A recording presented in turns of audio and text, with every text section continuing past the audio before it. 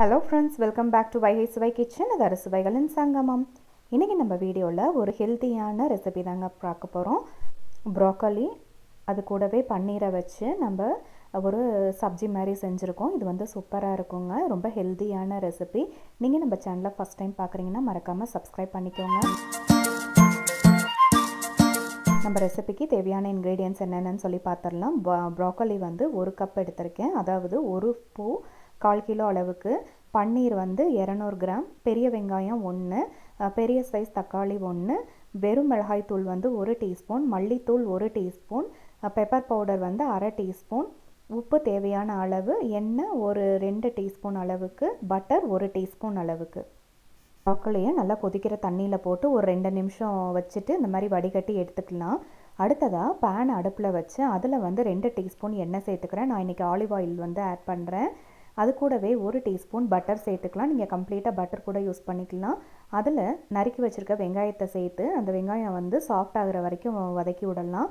அடுத்ததாக நறுக்கி வச்சுருக்க தக்காளியை வந்து சேர்த்துக்க போகிறோம். நல்ல பெரிய சைஸ் தக்காளி. இதுக்கு முடிஞ்ச அளவுக்கு நாட்டு தக்காளி யூஸ் பண்ணாதீங்க, கெட்டியான இருக்க பெங்களூர் தக்காளி யூஸ் பண்ணுங்கள். ஏன்னா நாட்டு தக்காளியில் வந்து புளிப்புத்தன்மை கொஞ்சம் அதிகமாக இருக்கும். இப்போது 1/2 டீஸ்பூன் அளவுக்கு மஞ்சள் தூள் வந்து சேர்த்துக்கலாம். மஞ்சள் தூள் சேர்த்ததுக்கு அப்புறமா 1 டீஸ்பூன் அளவுக்கு தனியாத்தூள் சேர்த்துக்கலாம். 1 டீஸ்பூன் அளவுக்கு மிளகாய் தூள் வந்து சேர்த்துக்கலாம். இதை வந்து பச்சை வாசனை போகிற வரைக்கும் நம்ம நல்லா வதக்கிடலாம். இப்போ பாருங்கள், பச்சை வாசனை வந்து போயிருக்கு. இப்போ தேவையான அளவுக்கு உப்பு சேர்த்துக்கலாம். 1 டீஸ்பூன் அளவுக்கு சேர்த்துருக்கேன். இதை வந்து நல்லா மிக்ஸ் பண்ணிக்கோங்க. இப்போது அடுத்ததாக நம்ம பன்னீரை வந்து சுடு தண்ணியில் போட்டு அதை எடுத்து வச்சுருக்கேன். அதையும் நம்ம இதோட சேர்த்துக்கலாம். இந்த மாதிரி செய்யும்போது பன்னீர் வந்து உங்களுக்கு நல்லா சாஃப்டாக இருக்கும்.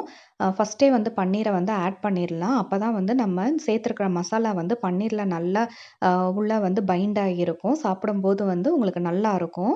இப்போ பாருங்கள், நம்ம நல்லா கிளறி விட்டுறலாம். இதுக்கு வந்து ஒரு 2லேருந்து 3 நிமிஷம் வந்து அந்த பன்னீர் வேகட்டும். அடுத்ததாக நம்ம வேக வச்சுருக்க ப்ராக்கோலியை வந்து இதில் சேர்த்துக்கலாம். இந்த ப்ராக்கோலியும் நம்ம காலிஃப்ளவர் மாதிரியே தான் இருக்கும். சுடுதண்ணியில் போடும்போதே உங்களுக்கு பாதி வந்து வெந்திருக்கும். இதை வந்து 3லேருந்து 4 நிமிஷம் வந்து நம்ம நல்லா ஒரு லோ ஃப்ளேமில் வச்சு வதக்கி விட்டுடலாம்.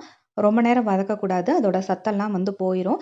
இது வந்து பார்த்திங்கன்னா கொஞ்சம் க்ரன்ச்சியாக இருக்கும். ப்ராக்கோலியில் வந்து நல்ல ஆன்டி ஆக்சிடென்ட்ஸ் இருக்குது. நம்ம இன்றைக்கி செஞ்சுருக்க டிஷ் வந்து பார்த்திங்கன்னா இதை வந்து சாலட் மாதிரி கூட நம்ம வந்து சாப்பிட்டுக்கலாம். காலையில் பிரேக்ஃபாஸ்ட்டுக்கோ நைட்டு டின்னருக்கோ இது ஒரு பவுல் சாப்பிட்டோன்னா ரொம்ப நல்லா கம்ப்ளீட்டாக இருக்கும். உங்களுக்கு டயட் ட்ரை பண்ணுறவங்க இந்த மாதிரி ட்ரை பண்ணி சாப்பிடுங்க. உங்களுக்கு தேவையான ப்ரோட்டீன்ஸும் கிடைக்கும், கார்போஹைட்ரேட்ஸ் எல்லாமே இதில் வந்து கிடைக்கும். சாப்பிட்றதுக்கும் சுவையாக இருக்கும். இது வந்து நீங்கள் சப்பாத்திக்கு சைட் டிஷ்ஷாகவும் சாப்பிட்டுக்கலாம். இது வந்து பார்த்திங்கன்னா ரைஸுக்கும் வந்து நல்ல சைட் டிஷ்ஷாக இருக்கும். இது வந்து பார்த்திங்கன்னா மேக்ஸிமம் ஒரு 15லேருந்து 20 நிமிஷத்துக்குள்ளேயே நம்ம செஞ்சிடலாம். ப்ராக்கோலியை வந்து வாங்கினோன்னே ஃப்ரெஷ்ஷாக வந்து அந்த கலர் மாறுறதுக்கு முன்னாடி நம்ம யூஸ் பண்ணிடணும். அப்போ தான் வந்து அதில் இருக்க சத்துக்கள் வந்து நமக்கு முழுமையாக கிடைக்கும். இப்போ பார்த்தீங்கன்னா நம்மளோட ப்ராக்கோலி பன்னீர் வந்து ரெடி ஆயிருச்சு. இதை வந்து அப்படியே சாப்பிட்டுக்கலாங்க. ஒரு பவுல் சாப்பிட்டோன்னா போதும். நீங்கள் வந்து பிரேக்ஃபாஸ்ட்டாவோ டின்னராவோ வந்து சாப்பிட்டுக்கலாம். டயட்டில் இருக்கிறவங்களுக்கோ இது வந்து எல்லா ஏஜுக்குமே ரொம்ப நல்ல டிஷ்ஷு. இதை ட்ரை பண்ணி பாருங்கள். தேங்க்யூ ஃபார் வாட்சிங் வைகை சுவை கிச்சன். மறக்காமல் சப்ஸ்கிரைப் பண்ணிடுங்க.